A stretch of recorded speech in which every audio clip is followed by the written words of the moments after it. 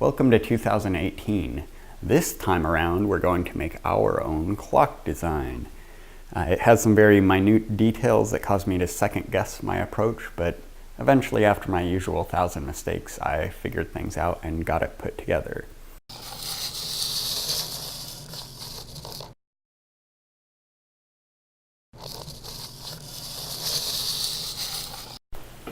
The wood that I wanted to use for this was supposed to be 3/4 inch thick, but the pieces weren't actually the same thickness, so I had to get my planer out. The lighter colored wood is red Grandis Eucalyptus, and the darker wood is Bubinga. Don't forget your safety gear.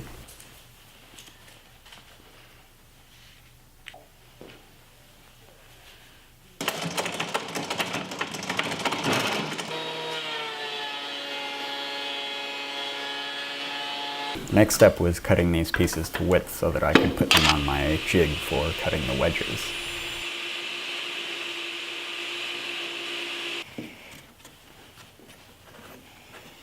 Since these were pretty wide, I had to make some modifications to the jig, only to realize that I had put these fences in backwards, so I actually cut the wrong side. Oh well, gives it more character, right? So I cut the correct piece off, and then I had to figure out what I wanted to do about the fence. I couldn't cut enough of it to make it work, so I just took it off. Cutting the wedges is pretty simple. You just alternate back and forth between the two fences. You don't flip or spin the board at all, so you always reference that same side.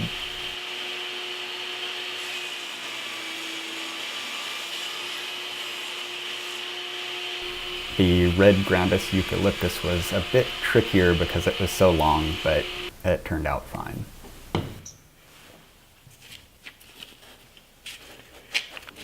I used 2 hose clamps connected together to clamp the entire piece together.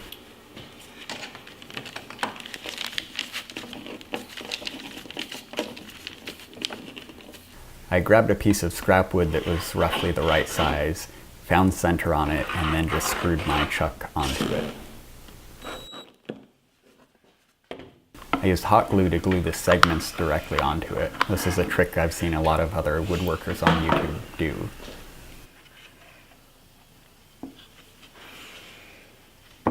I just used a handsaw to cut the backing board to roughly the same shape. You could do this more efficiently with a bandsaw, but I didn't feel like getting mine out just for this, and it's a good bit of exercise, I guess. Then I rounded it over on the lathe as well as that backing board, and just sanded down the edges.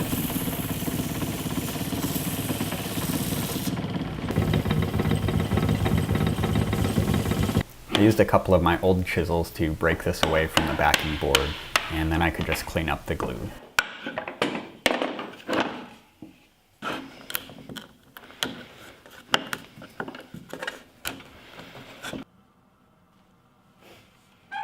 I used another piece of scrap wood to create the mounting piece on the back of the clock, and I cut 2 of the sides at 5 degrees and carefully blocked the camera with the back of my arm, but the idea was that it would lean down slightly from the wall so it wouldn't be mounted perfectly flush. So I glued those 2 side pieces onto just a straight flat piece for the top and then screwed them into place.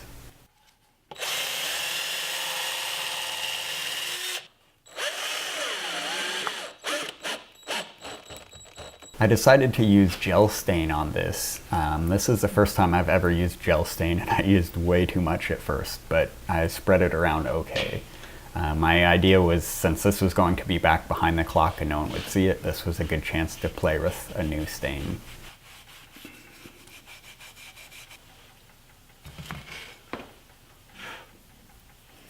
Then I cut out all the little segments for the center of the clock, and for these I just used CA glue to put them together.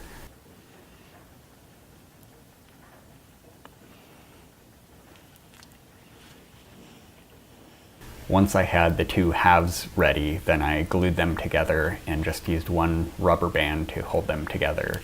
But I twisted it around a few times to make it tighter. I found an old French cleat just sitting around in my scraps and decided to use that for the mounting piece. So I just cut it down to size and made sure it was a tight fit.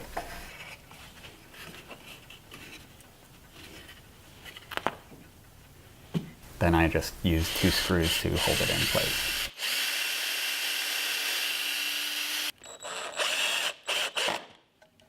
Then I realized that I put it on the wrong side. The side that's not stained is supposed to be glued to the clock, so it should have been on the other side. So I fixed that mistake and double checked to make sure my brain was working correctly this time. Back to the hot glue to remount this piece.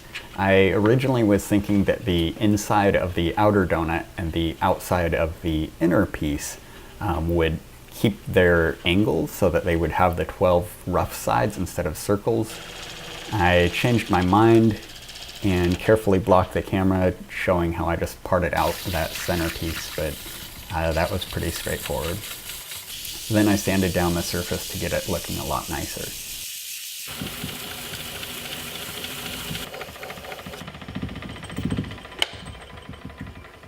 I really love the way the wood turned out after all this sanding. This is without any finish, and it's pretty reflective and just super smooth.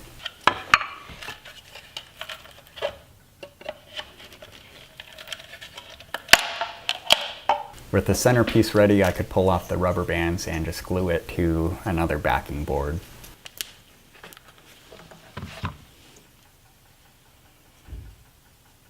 I just turned it until it was round, and then I sanded it a whole bunch, which went really quickly because it was so small.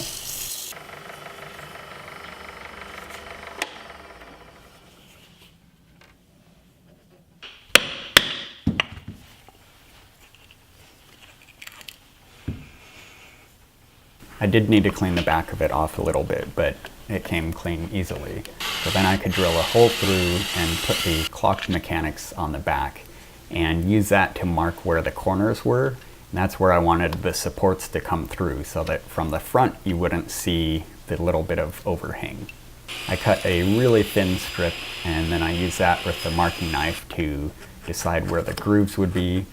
Then I just used a hand saw to cut both of the walls for the grooves, and then came in with a chisel to slowly break out those fibers.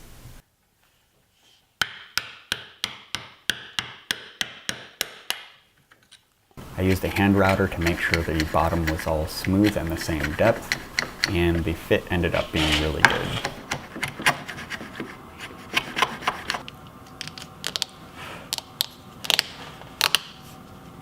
With these support pieces temporarily taped into place, I marked off where I needed to cut the grooves within the outer clock piece, and then I went ahead and started to put some gel stain on those.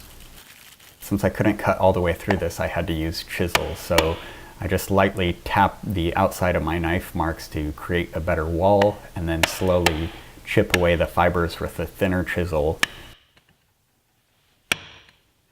and then come from the side to break those pieces away. I probably should have clamped that down a little better. And then I managed to break off a segment, or 3 segments that were all glued together still. So while that was broken off, I just kept working on these grooves to make sure they were right, because I might as well. And then I broke it again. This break had just a little piece sticking on, but it was okay. So once I finished getting those grooves done, then I glued everything back together. I put a few rubber bands around it, and then I just cleaned off all the glue so that it would dry nicely.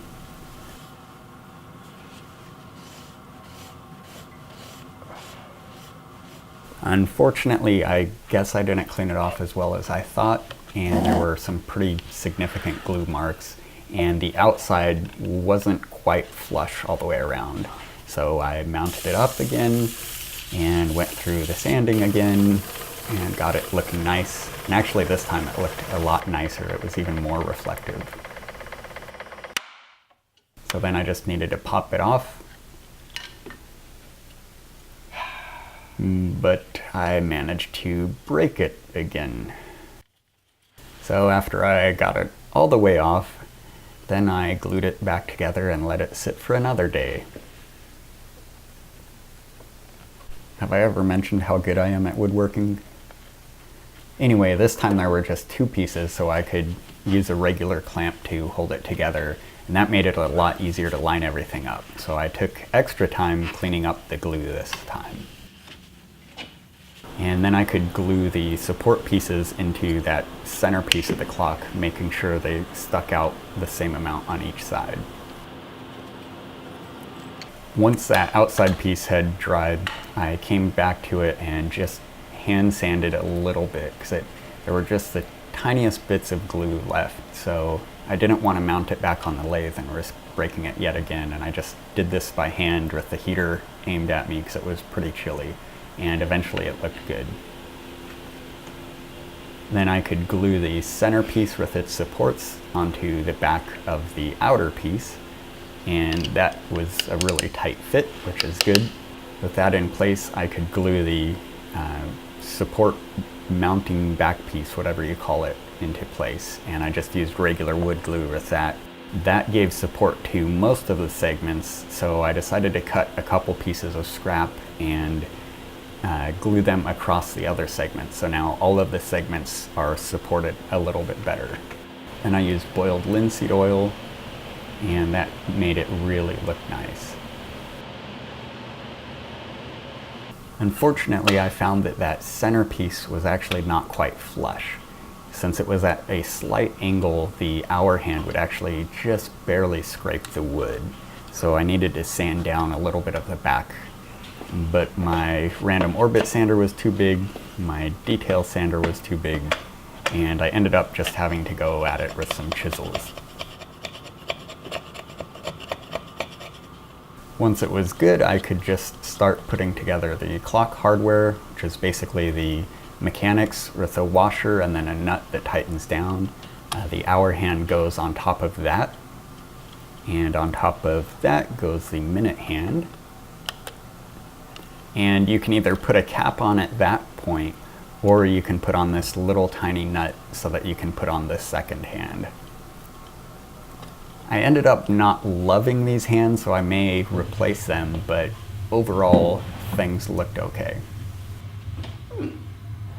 I sort of knew ahead of time that segments are tricky and you have to be precise. Even with just 12 segments, if you're off half a degree, each of those joints times 12, that means you're off 6 degrees, which is quite a bit. I sort of knew that, but until you work with it, you don't realize how much that little tiny bit being off can really affect it. I originally intended to make 2 of these sets of rings and glue them sort of offset by 1 segment. And so with them sandwiched together like that, it would give it a lot more strength. The second ring didn't come out as well, and I started looking at it, and I really didn't like the idea of this being twice as thick. So I got rid of that piece and used that for testing different finishes. But what I should have done at that point is just made a simple backer board out of like 1/4 inch plywood or something and just cut it into this donut shape and glue it on the back, and that would have given this plenty of strength, and that way I wouldn't have broken these joints several times. I tried to stay optimistic and say, hey, at least all those mistakes let me play with my lathe more, which I love. It's still one of my favorite tools in the shop, but it was a little bit frustrating.